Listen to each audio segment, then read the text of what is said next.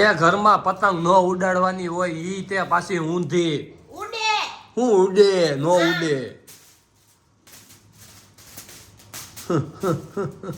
એ એમ નો ઉડાડવાની હોય તો એને બહાર ધાબા ઉપર જઈને ઉડાડવાની હોય આ વર્ષે તો મારે એટલી પતંગ ઉડાડવી, એટલી પતંગ ઉડાડવી, એટલી પતંગ ઉડાડવી. કેટલી માર મીઠો માર ફિરકી પકડવાનું હે ને હું પતંગ ઉડાડવાની છું. કાંઈ ઉડાડવાની થતી જ નથી હું લેવા? નથી ઉડાડવાની હું કામે?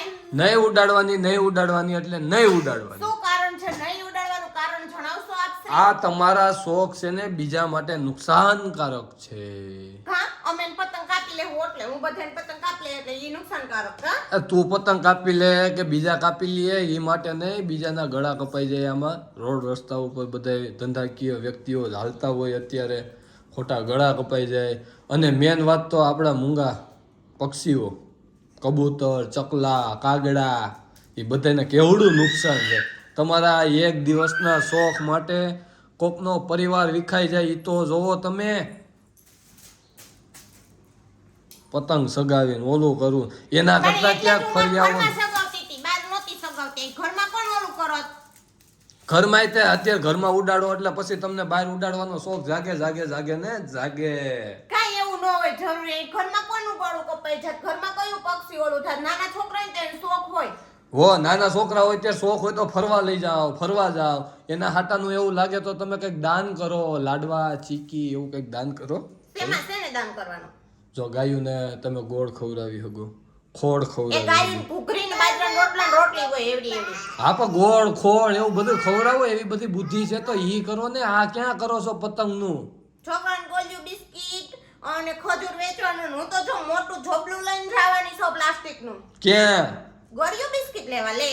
એટલે લેવા કે વેચવા લેવા. ક્યાં લેવા જાય આ શેરીમાં નાના છોકરાને વેચતા હોય ને.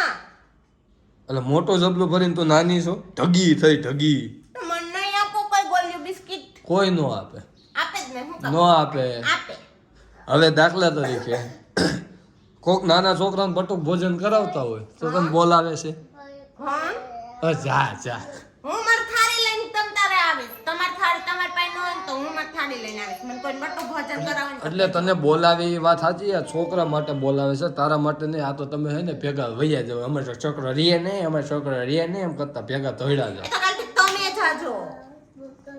એટલે પતંગ નથી સગાવવાનો હું કહું બીજી લવ ઘરમાં પતંગ નથી સગાવવાનો મેં કીધું ને તે પતંગ તો શકશે જ. નહીં સગે ક્યાંય નહીં સગાવવાનું પતંગ નામે ઘરમાં આવું જ ન જોઈએ આઈ ના પતંગ આ હું તમારા ઘરમાં સગાવીશ જ. મારે આકાશમાં નથી સગાવી. હું સમજુ છું કે પક્ષી મરી જાય બિચારાને ટાટિયા ભાંગી જાય. મારો ટાટિયો ભાંગ્યો એટલે હું એની વ્યથા સમજુ છું કે એક પૈગે કેમ બિચારો હાલે પછી ટીગી એને એક માધ્યમ બે પગ હોય ને ચાર તો હોય ને ત્રણ પૈગે હાલે અને પછી કોકનું ગળું કપાઈ જાય મારું કપાઈ જાય તો તમારું કોણ? તો પછી એમ તમારું હવનું વિચારો છો તો બીજાનું વિચારો પણ બધાયનું તો વિચાર્યું એટલે તમારે મારા ઘરમાં પતંગ સગાવી છે. ઘરમાં નહીં મારું ગળું કપાઈ જાય તો તમે ઘરની બહાર રહેજો તો ને ઉત્તરાયણના દિવસે. બહાર બીજા કાપી જાય તો ઈ તમારો પ્રશ્ન છે. હું તેને પ્રશ્ન છે એ તમે છે ને એક જોગે પૂરાઈને બેહી જાજો. હા. મને માથાકૂટ જ નહીં ઉત્તરાયણના દિવસે. એટલે તમે માર નથી ખાવો ને અત્યારે પણ ગાડી આગળ હળિયો લગાવી લ્યો ને ઉત્તરાયણ આવે છે તો ગામને કહેવા ન જવાય. આખું ગામ આપણા વિડીયો જોઈને બંધ નહીં થાય પતંગ ચગાવવાનું. એ લોકો એને મોજ શોખ કરશે જ. હું એક બંધ થાય એ લોકો બંધ નહીં થાય.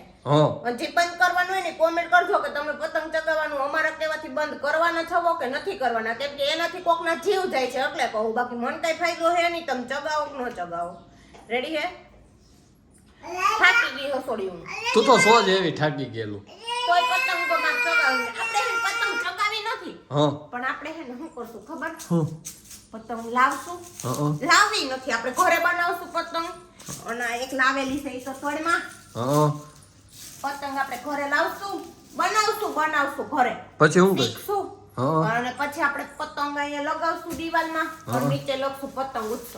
પતંગ ઉત્સવ પતંગ દહન લખવાનું પતંગ દહન ઉત્સવ કઈ નહીં નહીં લખવાનું ઉત્સવ લખવાનો. આપણે બહાર નથી ચગાવવા જવાની. આપણે ઘરમાં તો ચગાવશું ને. એ હો આપણે બાંધી દેવું હાઈટ આમ